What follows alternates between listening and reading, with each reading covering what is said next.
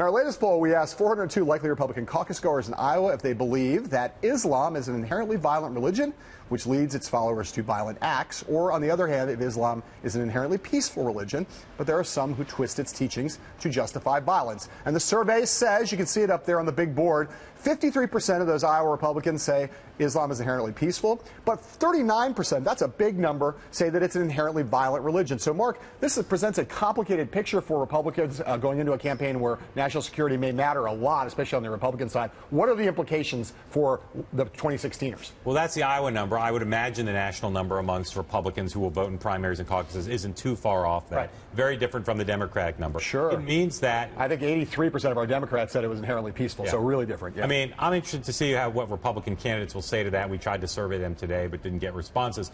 I think that there's a big balance here, right? Jeb Bush today, for instance, in Detroit, talked about the need to reach out and have a more humble foreign policy. But at the same time, there is clearly an appetite to hear anti-Islamic rhetoric. George Bush was disciplined about not doing it.